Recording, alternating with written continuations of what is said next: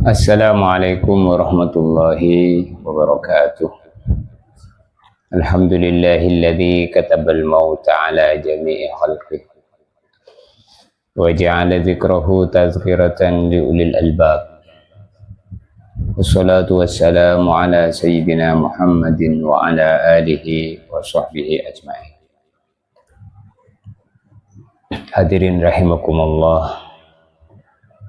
Pada kesempatan ini kita bersyukur kepada Allah didudukkan di majelis yang agung ini, majelis tazkirah. Saling ingat mengingatkan di antara kita akan sesuatu perkara yang pasti mendatangi kita semua pada suatu saat nanti, yaitu suatu saat nanti kita akan pergi meninggalkan dunia ini. Maka pada kesempatan kali ini kita akan menyampaikan nasihat agung Al-Imam Hujjatul Islam Abu Hamid Al-Ghazali rahimahullah mengenai kematian, sebagaimana beliau menjelaskannya di dalam kitabnya Ihya Ulumuddin, sebuah kitab yang bertujuan menghidupkan hati yang mati. Ihya Ulumuddin, bila orang banyak membaca kitab Ihya Ulumuddin, maka hatinya ini akan hidup. Di situ disebutkan oleh beliau, wa'lam anna kasrata dzikril maut tuzilul farah bid dunya. Ketahuilah bahwa sesungguhnya banyak ingat mati itu akan menghilangkan seseorang rasa gembira dengan dunia. Karena dunia ini sebenarnya bukan suatu nikmat yang kemudian menjadikan orang bergembira. Kalau tidak dibarengi dengan hati yang bersih, justru dengan dunia ini seseorang bisa rusak, bisa hancur kehidupannya. Maka kasratu dzikril maut tuzilul farah bid dunya. Orang yang banyak mengingat mati akan hilang kecintaannya kepada dunia. Makna hilang kecintaannya kepada dunia bukan seseorang itu tidak mau bekerja, bukan tidak mau makan, bukan tidak mau minum, bukan tidak mau usaha. Akan tetapi sesibuk apapun di dunia ini tidak melupakan ibadahnya kepada Allah. Karena pada intinya ibadah itulah adalah bekal untuk kemudian dibawa ketika dia sakaratul maut. Sedangkan dunia ini hanya akan menjadi sesuatu perkara yang kemudian ditinggalkan. Maka orang kalau banyak ingat mati, maka dia bukan sekedar mencari dunia, tapi bagaimana dunianya menjadi barokah dalam kehidupan. Wa turaffiqul qalbah. Kemudian yang kedua, ingat mati itu akan menjadikan hati jadi lembut. Wa tab'ats 'alal isti'dad lil akhirah. Kemudian akan bangkit hatinya untuk mengadakan isti'dad lil akhirah, persiapan menghadapi kehidupan akhir. Maka dalam hadis baginda Nabi bersabda, idza dakhalatin nur al-qalba infasaha wa insyaraha. Idza dakhalatin nur al-qalba, bila cahaya iman telah masuk ke dalam lubuk hati, infasaha wa insyaraha, maka hati itu akan menjadi longgar. Longgar menerima keputusan Allah, takdir Allah, pengaturan Allah menjadi sesuatu yang indah dalam kehidupan. Maka para sahabat bertanya, "Alidzalika min alamah ya Rasulullah?" Apakah kalau cahaya iman itu masuk ke dalam hati ada tandanya wahai Rasul? Maka Rasul menjawab, "Bala, ya, at-tajafi an daril ghurur wal inabah ila daril khulud wal isti'dad lil maut qabla nuzulih." Tanda iman masuk ke dalam hati itu ada 3 kata Nabi. Yang pertama,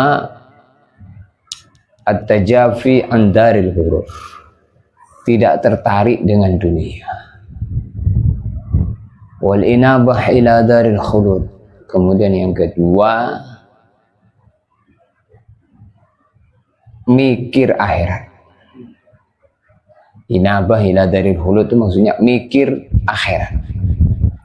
Kemudian yang ketiga, wal isti'dad lil maut qabla nuzulih. Dia persiapan mati sebelum mati. Maka 3 perkara ini berkaitan. Yang pertama, tidak tertarik dengan dunia. Kalau orang tidak tertarik dengan dunia, maka mikir akhirat. Kalau orang mikir akhirat, maka dia akan persiapan untuk akhirat. Tetapi kalau 3 perkara ini tidak ada, itulah tanda orang hatinya kosong daripada kebesaran Allah. Dia cinta dunia, lupa akhirat, sehingga tidak mengadakan persiapan untuk kehidupan akhirat. Untuk itu suatu perkara yang perlu kita pikirkan, bahwasanya mengingat mati bukan membuat kita malas hidup, tetapi meluruskan cara hidup. Jadi semakin banyak orang itu ingat mati, bukan menjadi malas hidup, tetapi akan meluruskan kehidupannya. Maka kalau orang itu ingat mati, dia tidak mau makan yang haram. Kalau orang itu ingat Allah, ingat mati, maka dia tidak akan nipu, dia tidak akan bohong, dia tidak akan menfitnah, menyakiti, merendahkan. Ini kalau orang ingat mati ini, dia hidupnya penuh dengan kehati-hatian. Orang yang banyak ingat mati, dia ini akan bersih hati. Maka orang yang banyak ingat mati, dia akan lurus kehidupan. Maka semua kenikmatan dunia, apa itu? Harta, jabatan, keluarga, kemasyhuran, popularitas akan berhenti di liang lahat. Kalau orang sudah mati, hartanya tidak manfaat, jabatannya tidak manfaat, keluarganya tidak manfaat, popularitasnya sudah hilang. Dia sendirian berbaring di alam kubur. Jadi hidup di dunia ini bukan untuk mencari menang dalam persidangan, menang dalam suatu persengketaan, bukan. Tetapi yang dicari hanya satu, Allah ridha enggak dengan apa yang kita buat. Maka kalau Allah ridha, dibenci, disayang, itu pahala semua. Dikucilkan, disanjung-sanjung, kalau sudah Allah ridha, pahala semua. Kenapa menjadi pahala semua? Karena dia punya keyakinan bahwa sebenarnya ketika orang nyanjung orang yang diridhai oleh Allah, maka dia sebenarnya nyanjung Allah. Maka hadirin yang dimuliakan oleh Allah Subhanahu wa taala, maka aksiru dzikra hadzimil ladat, perbanyak kamu mengingat perkara yang akan menghancurkan segala macam-macam kelezatan. Lezatnya harta dunia hilang, habis, lenyap dengan mati. Jabatan, jadi apa saja dia berpangkat tinggi, kalau sudah mati, hilang pangkat. Keluarga, dia punya istri yang cantik, dan macam-macam semua. Dia bangga dengan keluarganya. Kalau dia sudah mati, sudah. Popularitas, kalau sudah mati, tidak ada orang menghargai bangkai. Nah, kalau orang sudah mati, sudah hilang. Aksiru dzikra hadimil lazzat. Karena itu Imam Al-Ghazali berpesan, jangan tertipu oleh nikmat yang pasti ditinggal. Jadi dunia itu nikmat, tapi nikmat yang pasti ditinggal. Tadi katakan, wa mal hayatud dunya illa mata'ul ghurur. Kesenangan di dunia adalah hanya kesenangan yang menipu. Siapa orang mencintai dunia, maka dia akan tertipu. Maka dikatakan, hiya dunya aqallu minal qalili wa 'ashquha azallu minaz zalili. Hiya dunya, dunia itu aqallu minal qalili, lebih sedikit dari perkara yang sedikit. Wa 'ashquha, dan orang-orang yang dia ini berasik-asik dengan dunia,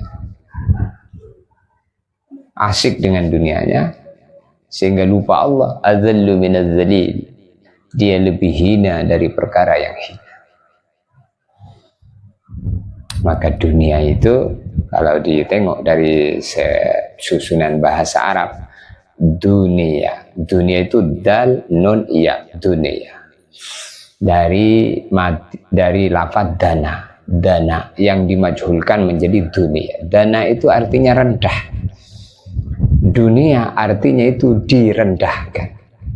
Maka orang yang dia hidupnya untuk mencari kemuliaan di dunia, maka dia menjadi orang paling hinanya orang.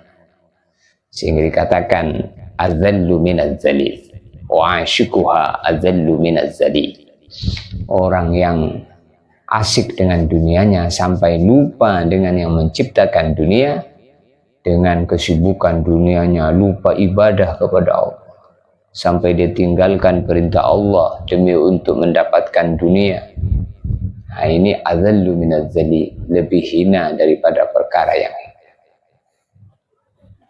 Maka kemuliaan seseorang itu diukur di sisi Allah Subhanahu wa Ta'ala bukan dari pencapaian dunianya, tapi sejauh mana hubungan hatinya dengan Allah. Maka dalam kitab Nasha'ihul Ibad disebutkan, izzud dunya bil mal wa izzul akhirati bi shalihatil amal. Izzud dunya bil mal, mulia di dunia dengan harta yang banyak. Wa izzul akhirah bi shalihatil amal, tapi mulia di kampung akhirat dengan banyaknya amal soleh. Maka kita ini pengen cari kemuliaan di mana? Kalau kita ini pengen cari kemuliaan di dunia, dihormati di dunia, dihargai di dunia, ya kita harus punya harta yang banyak. Mobilnya harus mewah, duitnya harus banyak. Kalau kita nggak punya dunia ini, ya percuma kita dimuliakan di dunia. Tapi seandainya orang itu mendapatkan kemuliaan di dunia ini dengan banyaknya harta dan mobil mewah, rumah yang megah, kebun yang luas, itu tidak lama. Kemuliaan di dunia itu tidak lama. Ketika orang mencita-citakan dunia, maka belum tentu apa yang dicita-citakan itu dia dapat. Kalaupun dapat, tidak banyak. Kalaupun banyak, tidak lama. Sebentar lagi akan ditinggalkan. Maka Sayyidina Ali karramallahu wajhah, beliau mengatakan, i'lamu annakum lil ma'ad. Ketahuilah bahwa sesungguhnya kamu diciptakan oleh Allah bukan untuk dunia, tapi lil ma'ad, diciptakan untuk kehidupan akhir. tempat kembali kita semua, tempat kita menghadap kepada Allah. Ilallah, menghadap Allah. Ilal jannah am ilan nar, ke surga atau ke neraka. Khuludan mukhallada, kehidupan yang kekal selama-lamanya. Kalau masuk surga bahagia selama-lamanya, kekal selama-lamanya. Kalau masuk neraka sengsara dan kekal juga selama-lamanya. Kadang orang tidak memikirkan urusan ini, sehingga dia berbuat semena-mena di dunia ini. Padahal semua ada risikonya. Maka disebutkan di dalam Al-Quran, Qala rabbihkum bil haqq wa rabbuna ar-rahmanul musta'anu ala ma tasifun. Wa rabbuna ar-rahman, Allah subhanahu wa ta'ala Tuhan kami yang maha sayang. Wa rabbuna ar-rahman al-musta'an ala ma tasifun, yang akan menolongnya atas segala apa yang kamu bersilat lidah tentang kami, tentang saya, tentang Nabi Muhammad, tentang wali-wali Allah. Wa rabbuna ar-rahmanul musta'an ala ma tasifun, sebagaimana Nabi Yusuf alaihissalam difitnah oleh Siti Zulaikha, maka Nabi Yusuf alaihissalam diam, kemudian dibela oleh Allah subhanahu. Kesimpulan daripada kehidupan ini adalah jangan sampai untuk senangnya makhluk menyebabkan Allah murka kepada. Maka yang penting apa? Yang penting Allah senang, Allah ridha, walaupun makhluk murka, walaupun makhluk benci, yang penting Allah ridha. Jangan sampai nggak peduli walaupun Allah benci, Allah marah, yang penting makhluk-makhluk senang dengan saya. Ini suatu prinsip yang keliru.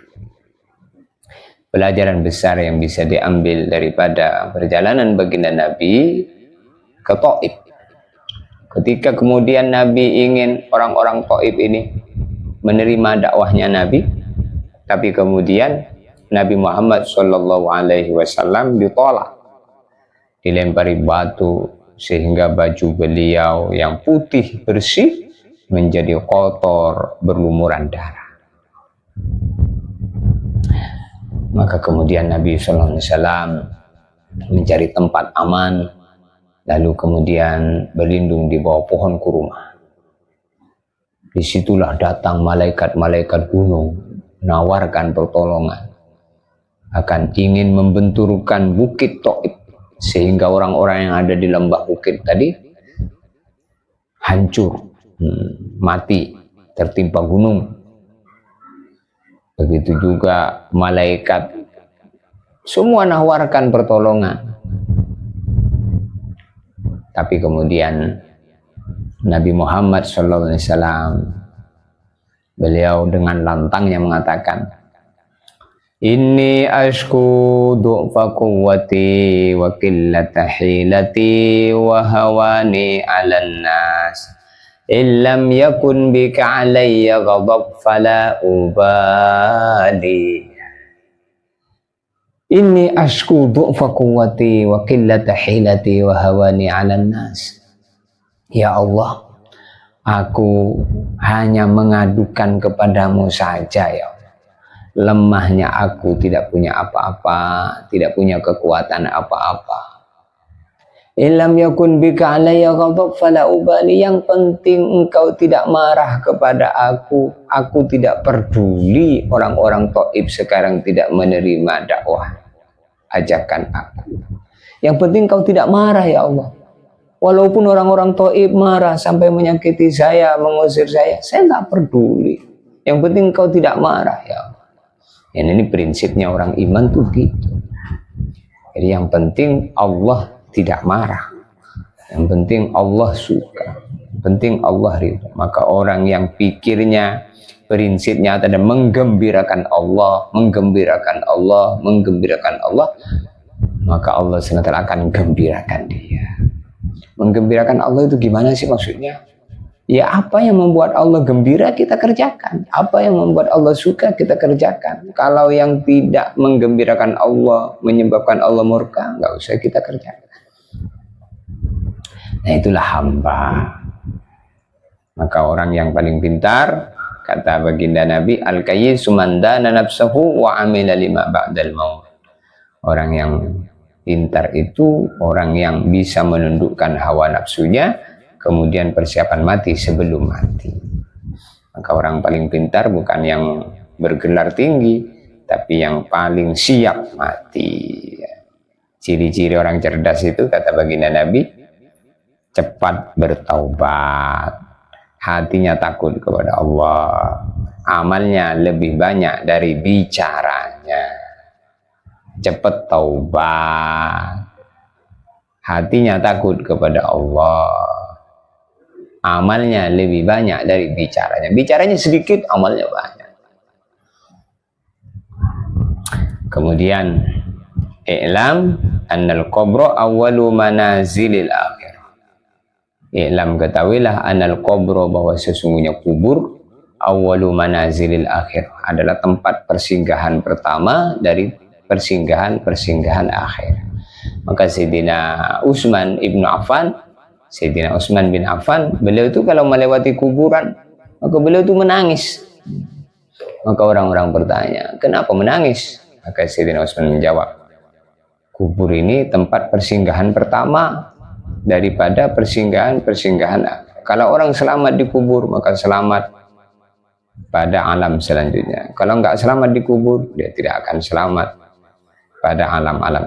Maka introspeksi diri, termasuk saya, usikum wa nafsi bitaqwallah. Usikum wa nafsi bitaqwallah. Wasiat ini untuk kalian dan saya pribadi, agar selalu takwa kepada Allah. Umur sudah 60, 70 tahun, kok masih nyakiti orang, ini dalam bahaya besar. Maka kubur bukan sekedar tempat jasad, tapi pintu pertama kehidupan akhirat. Jika kubur baik, lanjutannya mudah. Jika kubur buruk, selanjutnya lebih berat. Maka man aktsara dzikrul maut akramahullahu bisalas. Barang siapa banyak ingat mati, Allah memuliakan dia dengan 3 perkara. Ta'jilut taubat, cepat dia bertobat. Kemudian yang kedua, wa qana'atul qalbi, hatinya qanaah. Wa nasyatul ibadah, dan semangat beribadah. Jadi kalau orang banyak ingat mati, Allah memberikan dia 3 perkara. Yang pertama, dia akan cepat taubat. Kemudian yang kedua, hatinya akan qanaah, nerima keputusan Allah. Kemudian yang ketiga, semangat beribadah. Ini kalau orang itu sedikit ingat mati, maka nanti nunda taubat, kaget. Nanti. Nah. Baru sampai, Mbak. Ada tamuan, Mbak. Nah, kemudian hatinya qanaah, nerima keputusan. Kemudian yang keempat, yang ketiga, semangat beribadah. Maka hadirin yang muliakan, wasiat Imam Al-Ghazali ini bukan untuk nakut-nakuti, tetapi untuk supaya kita ini selamat kita sebelum terlambat. Al-mautu babun wa kullun nasi dakhiluh. Maka orang-orang yang beruntung adalah yang sudah menyiapkan jawaban sebelum ditanya. Marrabbuka, akan ditanya nanti. Itu persiapannya apa? Hubungan kita dengan Allah. Kalau kita ini taat sama Allah, marrabbuka. Nah, siapa Tuhan kamu? Allah. Nanti bisa jawab. Jadi orang yang pintar itu orang yang menyiapkan pertanyaan sebelum ditanya. Sebelum ditanya oleh malaikat mungkar dan malaikat nakir di kubur, marrabbuka, man nabiyyuka, ma dinuka, man ikhwanuka, ma imamuka, ma kiblatuka. Nah itu pertanyaan-pertanyaan itu semua akan ditanya di alam kubur maka persiapannya adalah amal soleh di dunia. Mudah-mudahan sedikit ini bisa menjadikan ibroh, pelajaran bagi kita semua. Ambil yang baik, nasihat-nasihat yang baik itu akan menyirami hati. Jadi hati kita ini akan tersirami dengan nasihat-nasihatnya Kanjeng Nabi. Hadanallahu wa iyyakum. Subhanallah bihamdihi, subhanakallahumma wa bihamdika, asyhadu an la ilaha illa anta astaghfiruka wa atubu ilaik. Wassalamualaikum warahmatullahi wabarakatuh. Waalaikumsalam warahmatullahi wabarakatuh. Allah